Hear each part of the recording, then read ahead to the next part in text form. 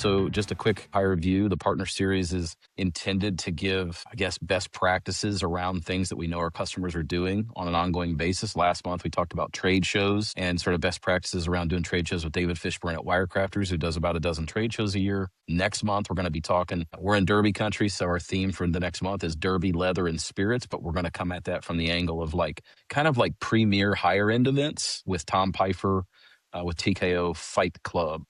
So that should be a good conversation. He puts on a really cool event called the Kentucky Burby. And you can always access past partner series on our website at goodsonsupplyco.com. And now you will see a thing that says podcasts. You simply hover over that and you'll see both the episodes of the partner series as well as the Brand Hero podcast if you're curious. So why are we here today? I've got Joe Gunter with Bellewood Brooklawn in Louisville, Kentucky. Joe and I and our team have known each other for a little while.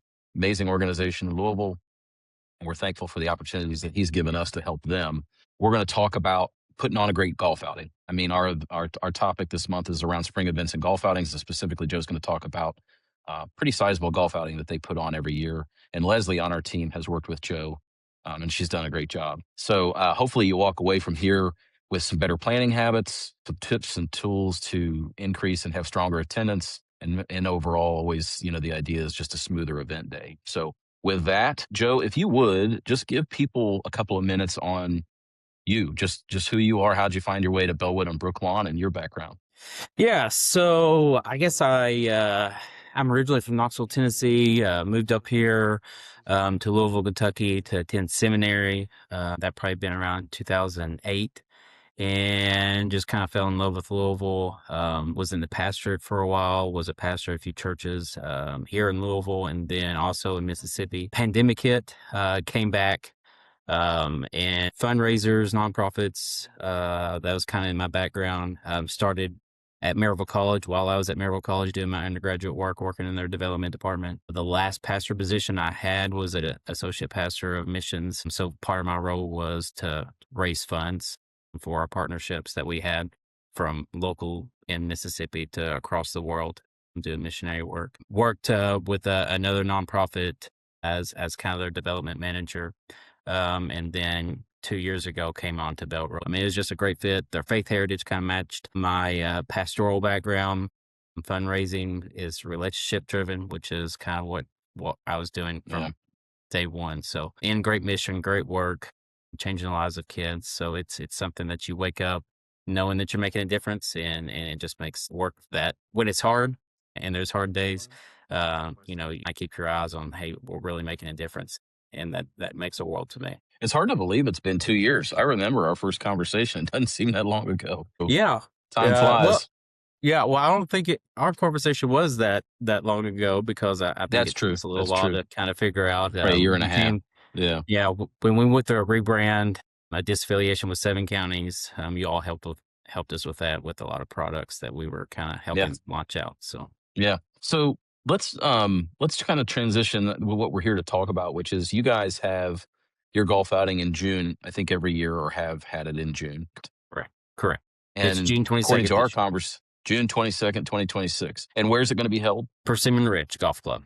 Persimmon Ridge. And obviously people in Louisville, I'm sure you're familiar with that, but that's the neighborhood golf course in the Persimmon Ridge neighborhood. Excellent place. Awesome golf course and a great place for an event. Planning starts, you said December. You said you've been planning since December, so we're mid-February. So talk me through, you got an event in June, planning for that starts, in that last part of the previous year.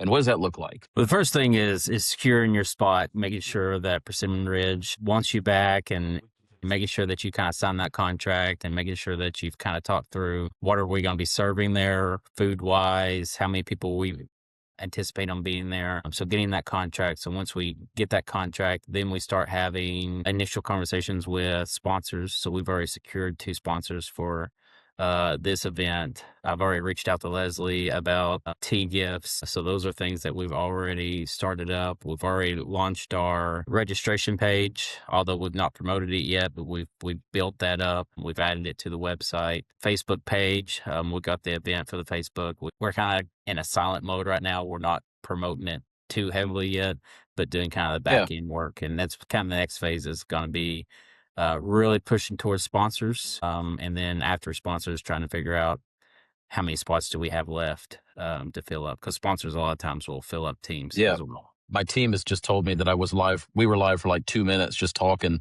So, those watching, it's like I still don't have it figured out. So it's good. We like it. This is real, authentic, messy, all the things. But no, so you're getting what I'm hearing you say is, yeah, obviously there's some just basic things. And it's funny, I think sometimes, putting on events and things like that, you can forget just the basic things of like, hey, what are you doing in December for an event in June of the next year? Well, we're securing our venue, making sure that we still have a spot, making sure that it's still a mutually beneficial event for the venue and for us. And obviously securing some of those big sponsorships ahead of time and things like that. The next question I have, obviously it's like the takeaway here is I hope pretty obvious, but great events don't, they start well in advance of the event itself. You started going down this road a little bit. Talk a little bit about just, you said you're in a bit of a quiet season, but this next section, kind of before we talk about prepping for the event day is probably the meat and potatoes that a lot of people would be interested in, which is like driving registration, building momentum.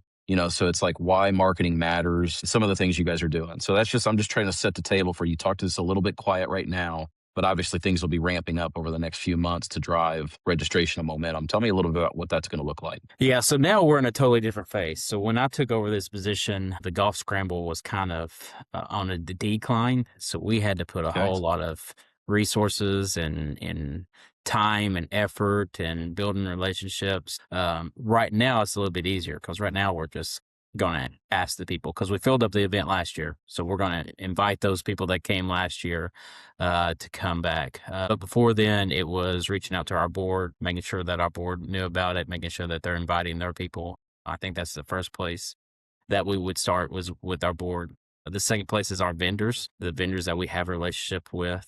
That's a great place to get sponsorships and team sponsors as well. And then Yeah. marketing is important.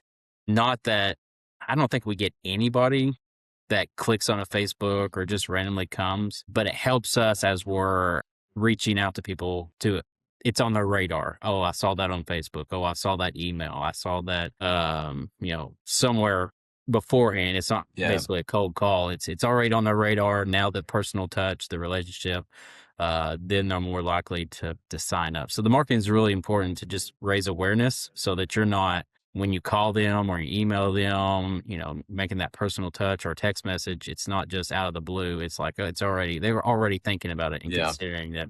And then you're able to, with that personal touch, kind of close the deal and get them to sign on. Yeah, it sounds so. What I'm hearing again is like you mentioned that when you got involved with the outing, that it had been a bit on the decline. You guys have worked really hard to change the trajectory of the event. And then in terms of driving registration and momentum, what I'm also hearing now is that, obviously success breeds success. So a quality event from last year sets a really firm foundation to get things going for the following year. And, look, any good salesperson always goes for the low hanging fruit, right? And the low hanging fruit is, hey, we've got a good outing. We're getting good feedback. It's successful. So let's go straight back to all the people that were there last year and start there. And the idea is the cool thing is obviously you guys have a great mission that is easy for people to be excited about. You're putting on a great event. So you're probably going to fill up a lot of it just by going straight back to the folks that were involved last year, allowing you to focus on just filling in the edges. Is that about right? Yeah, that's it. And that's one of the reasons we poured so much time and resource into before we knew it was going to be successful. We wanted that the first impression before we knew how much we were going to raise through team sponsorships. We put the investment into T gifts and trying to get sponsors and vendors out to kind of help us make that good first impression, and it's paid off. So our first year, we had done better than the previous year just by putting effort into it. But the following year after that, we booked out and sold out every spot that we had open, and that just came through about like you said, success breeds success. People enjoyed it. They saw the time and effort that we put into it to pull off a good event, and they wanted to come back. And we're anticipating the same. Since we sold out last year, we anticipate Yeah. those teams will come back again this year. So you got about 4 months till the event. Will you be ramping up probably in the next month or so in terms of like kind of pick back up and being a little more intentional and aggressive to fill things up? Yes, we'll kind of start our marketing on Facebook and email blasts. We'll put a lot of attention into corporate sponsorships, asking those who sponsored last year that have not already committed to commit, I'll reach out and talk to them. There's a few that involves a few processes that they require so many volunteer hours before they will sponsor an event, and we'll make sure that we meet those hours and stuff like that. So that's kind of what we'll be doing next. You'll probably see it more on Facebook. You'll see emails being sent out. And then as we get closer to the event, like if we're a month out and we've not booked out, then I'll start making phone calls and visits to people that I know should be there, but for whatever Yeah. reason, just haven't contacted or haven't committed yet. And we'll by that point, Yeah. we'll be kind of full by then. Give these folks what's the scale of the event? Like how many teams will you guys have? I can't recall. Yeah, so last year we had 20 teams. We put a team on every hole, and the driving range, 5-iron golf, put on a kind of a driving challenge there. They had their little digital setup where they could, tell the person how far they drove the ball. And then we had a challenge sponsored by Putt Shack on the putting course. So every team had a spot to start off the scramble, and they just rotated through. So did you secure those partnerships? Like, did you just reach out to, 5-iron and Putt Shack to kind of put I that did, together? yeah. So about this time, we're thinking, okay, how does it make sense? Who sh- who should be here? So like the PGA Superstore just opened up in Louisville, Mhm. so they sponsored a hole-in-one contest. They also helped us with our tee gifts. They put a gift card in there. Same thing with 5-iron golf. They had coupons that we put in our tee gift bag and put a activity there, like I've already mentioned. So just looking for people that, okay, what's an easy win? Here's a marketing opportunity Yeah. for Golf Galaxy or whatever. That's just a Yeah. touchback. It's just a win-win. We provide opportunities for our guests to have games and activities that make the day of golf more fun. And then there's also these companies that this is who they're wanting to market to, is golfers. So it's just an opportunity for Yeah. them have some corporate responsibility and then also market it as well. Yeah, so I think that's for me, it would be a good takeaway, which is like, think through people who would like access to the group of people that you're gathering in one place, and that it's an easy sell because it's logical, like they do things that align with golf. And then at the same time, it's an event that they would want, or a market, excuse me, that they would want to reach anyway. So it makes it an easy yes for them, and then obviously enhances your event quite a bit. And I would think some level of credibility, because I mean, I thought immediately like, oh, okay, interesting. Putt Shack, 5-iron, these places I recognize, sort of are involved, and that's some credibility there too. One thing I wanted to really quick, you keep using the phrase tea gifts. I've heard that before, but maybe people listening to this don't really, I think they probably intuitively know, but tell people when you say tea gifts what you mean. Well, that's part of just the first impressions. That's where we try to put a lot of our focus and time and effort into making a really good first impression and then trying to make a last impression as well. So tea gift, as soon as someone arrives, they see registration, they see kind of the booths that we've set up. Jeff Creed's got a booth and stuff like that, and Yeah. you all help us with a tea gift. You provide the bag, Yeah. the kind of the staple Yeah. that goes in it, and it's just a gift to give to each person Yeah. that comes and golfs that day. Last year it was a koozie, um, and it was with golf balls inside of it. We place it inside the bag with other coupons. We try Yeah. our best to get to that kind of. It costs $250 to golf. We try our best to try to get to that kind of value in the tea gift through donations and through the gift that we provide them. So that's what it's kind of a goal of Yeah. ours. Just as soon as they open it, to feel appreciated for Yeah. I golfing think that. most people probably know, it's funny. I know a lot of people have either put on golf outings, been to golf outings, and, it's just funny. Like, they all are familiar with getting some kind of a gift usually. And I like the fact that there's this phrase that, people may not know, like, okay, like, is it given on the tee? Is it, but it's just, no, it's just to contextualize it. It's what most people are used to when they get to an outing, they register and they're given a gift that, I guess sometimes goes with them into the cart. And sometimes they probably take back to their car. Like I think Christy Williams with Jones might have been on this call, but I know I've done their golf outing for a number of years, and they give pretty incredible gifts. And a lot of times they're big enough that you got to take them to the car before you go place. Talk on one of the things that stuck with me from our kind of pre-call, Joe, is you were talking about you guys do a big fall fundraiser that is more of a dinner and much more of like, for lack of a better way to describe it, not trying to put words in your mouth, but a bit of more of like an opportunity for people to connect emotionally to the mission of Bellewood and Brooklawn. But you were talking about that the golf outing has a really important role to play for you all, but you've learned that it's not quite the same experience, and it's also not quite the same reasons that people involve themselves in the golf outing. Can you talk a little bit about that? Yeah, so that's just about knowing your audience. A Harvest for Hope is just a great event. It's 3 hours long. It's a great meal. We have opportunity to here's a former client and hear their story, and you can connect and hear and connect emotionally to that event. And the golf scramble is not that. If we try to make it that, then it's just going to come off as awkward. People in the morning when they get Yeah. there, we share a little bit about who we are, but if we're trying to draw on heartstrings, like they just want to go play golf, and that's what they're there to do. And at the end, if we're trying to make a great presentation while they're eating dinner, they've been out in the heat all day. They're tired. They're ready to go. Yep.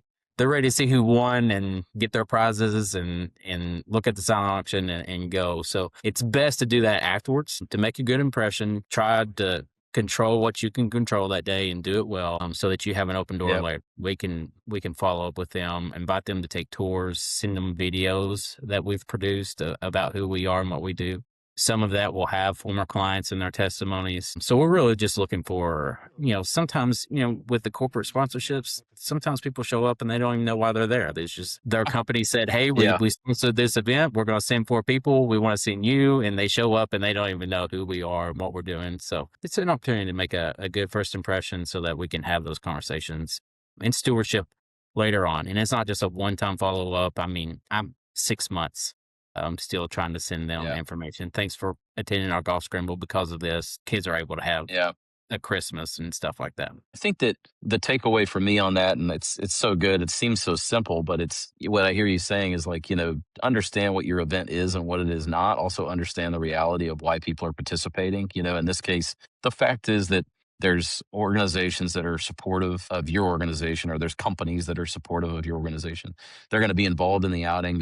They're going to do it for any number of reasons. And some of that is just networking. I mean, golf outings are good opportunity for business people, especially, and, business people or nonprofit people to get out for fun, to, continue to build their network. So it's kind of cool. It's like that event probably has a little bit more, your golf outing has a little bit more of like a dual purpose. It's like it has a purpose for you guys in terms of some awareness, some impact, and raising money. But then there's a lot of other opportunity for the people coming to, they're furthering some of their objectives, which, is, networking based or whatever. So I think it's just important to keep that in mind. Like, hey, let the event do what it's there to do. And you talked a little bit about, and I know this was something you shared with me on our call as well, and I know it's very important. So then, we're talking a little bit about, just giving people a quick rundown. We've got about 10 minutes left. We'll talk about the, planning ahead, 6 to 7 months, in some instances ahead. We talked about driving registration and momentum before, really starting obviously with the low hanging fruit of people that have been involved in the past, prepping for the event day, which this kind of leads into the day of reality. So you're talking now about control the things you can control really well. Like you mentioned to me, can't control the weather, can't control how well or poorly people play. Right. Can't control pace of play. There's a lot of that. But what you can control is, the efforts that you've made up front, the registration to give things like that. Talk a little bit about just your philosophy, because I think that's a strong takeaway too. Yeah, we just want to. Most of our time is just into that first impression. As soon as people pull in the parking lot, we want people meeting them, getting their golf clubs, putting on the golf cart to take it to their golf cart, having that labeled, having it clearly labeled so that they can know where they're going, making registration as easy as possible. And that's one process that we're trying to make quicker and quicker each time, while also maintaining good records. Like we want to capture their information for follow-up reasons. Yep. But I just want registration to be easy. The tee gifts look great. The tee gifts are appreciative. I want to see them using their tee gifts that day, and that's one of the ways I measure kind of success in that. Is if they go ahead and put their drink into their koozie or whatever we've gotten them and use it right away, then I know that they're going to use it in the future. It's not just going to go in the back of the car and forget about it. Yeah. And so I want to be seeing that use right away. As soon as they get in their cart, Red Bull put Red Bull drinks in their little cup holders. So just anything that you can do. Breakfast is there. Daniel, who works for us, who fixed the breakfast for the kids, fixed breakfast that morning, so they're able to kind of taste and see what the kids will have in breakfast. And it's good. We have vendors set up. Jeff the Creed's there. Tito's is there. Just everything's kind of in that location to make a good first impression. People are Yeah. smiling, welcoming them, letting them know where they go, answering any questions. And then their packet is in the golf cart. Any questions they might have, silent auctions out so that they know what kind of opportunities to bid later on that day. And also that's in their list and their packet that's in the golf cart as well if they have any downtime to kind of thumb through as well. So Yeah. anything that we can do to make a good first impression, we try to do it. And then we try to leave them with kind of a call to action and follow up with, hey, here's a little bit of who we are, but we'll be following up, and then offer opportunities to tour the campus. Yeah. Because once you get on campus and see what we're actually doing, the difference we're actually making, that's when kind of the long-term relationships start developing, which is the ultimate Every win for us. Everything I'm hearing you say, it's funny. I say all the time, I think there's really, I kind of hate that they call you guys nonprofits because I think it creates a lot of misunderstandings about, organizations like yours versus organizations like ours. At the end of the day, every organization, not for profit, for profit, has a product or service. And hang with me because I know that gets a little touchy in your space, but there's a service that you provide. And then there's a customer, and in this case, you have the people that you actually provide the service to, but then you have the people that support that. And what everything I'm hearing you say is just you just describing to me the customer experience. You want it to be an excellent when they come and they interact with a Bellewood Brooklawn event. You want the experience to be excellent because you want it to be reflective of your organization. I love the other thing that you said, which is the guy. I think you mentioned what's his name that comes to cook breakfast. Daniel. Daniel. So that's cool. Like, Yeah. so what you're saying there is that's someone who is interacting with the kids in your organization each day. So instead of, because to me, that would be an easy thing where you could be like, oh, I'm just going to bring in Chick-fil-A, breakfast to make it easy. But there's an opportunity there to sort of reinforce. I wrote down a note. I said, weave in your people and what you do into the event. I think that's a really key thing. Like if you're doing an event, if there's an opportunity to weave in, who you are, your people, and the things that you do into the event in a way that doesn't feel weird. That's like, oh man, he already makes breakfast for our teens, for our kids. Instead of just buying breakfast, we can have them come and do that. And now they get to know another person within our organization, see a little bit about what we do. That's brilliant to me. I love that. Yeah.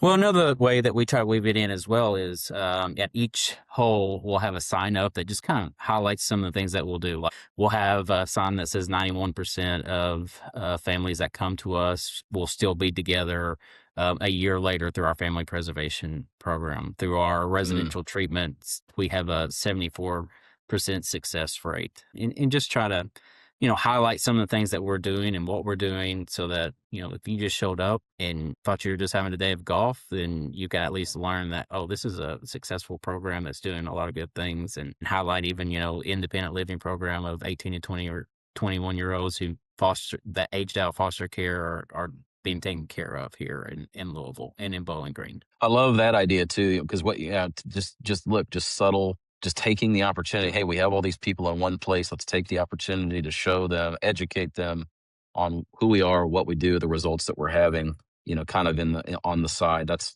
awesome. I know we've talked a little bit about, we've weaved in and talked a little about the tea gifts already, the gifts and things that you give.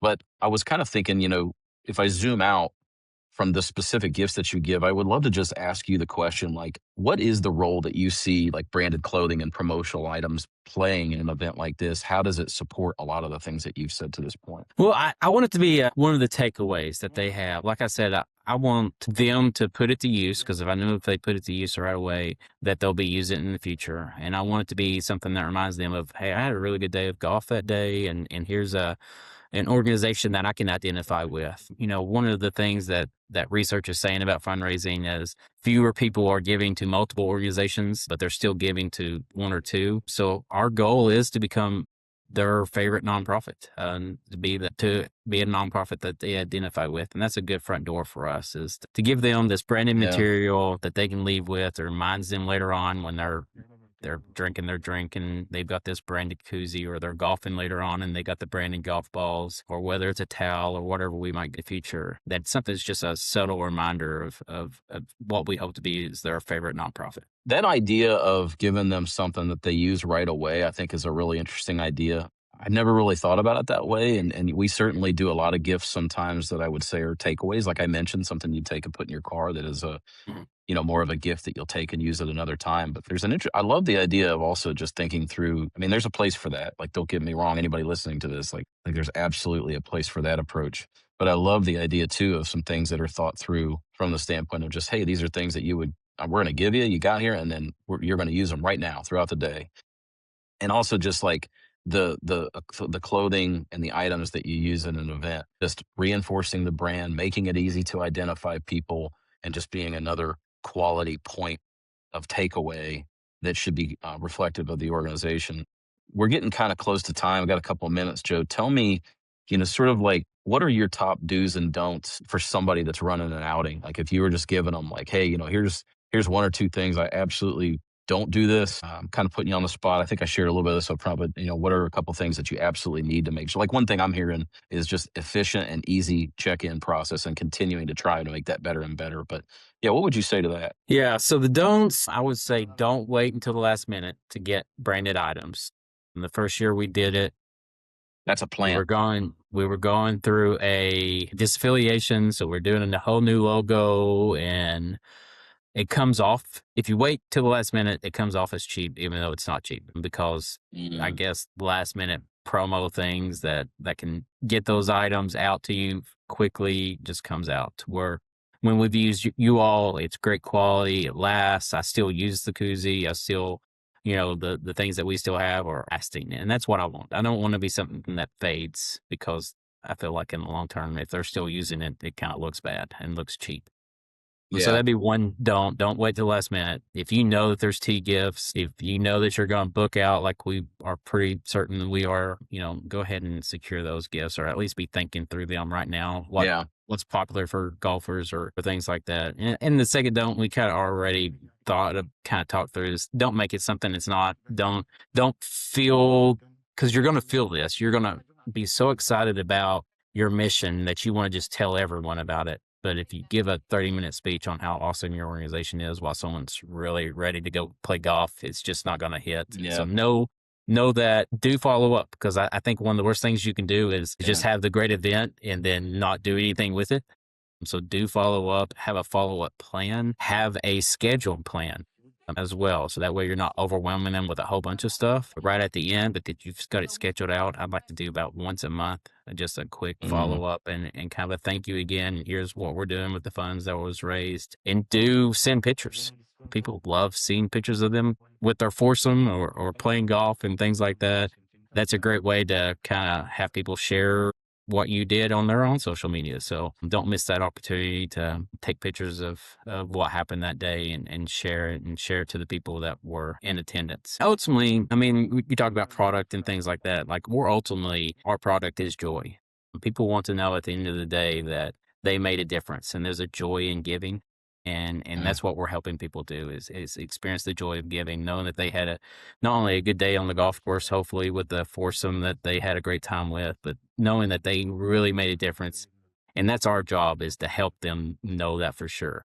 Send them follow-ups of here's the difference that you made through a day of golf. Yeah, that's excellent. I couldn't have kind of summarized it better myself. When I hear you, the thing that you're saying, don't wait about promotional items, kind of, I think the way we hear that is when you wait, sometimes you don't have many times or all the time when you wait too long, you won't have the opportunity to sample products, to go through mock-ups. Basically, I always tell people people always say, hey, how long does it take to get something? And I know we're up against time. I'm gonna get you out of here. Don't worry. I'm watching it. But you got like 2 weeks, 12 business days to get something delivered. But what that doesn't take into account is the time to sample, to send samples, which we always love to do mock-ups and do everything that we can to make sure that there's no surprises when you get the item. So that's excellent. Don't wait. Don't overdo the event. Let the event do what it's there to do. Follow up and have a schedule. It's awesome.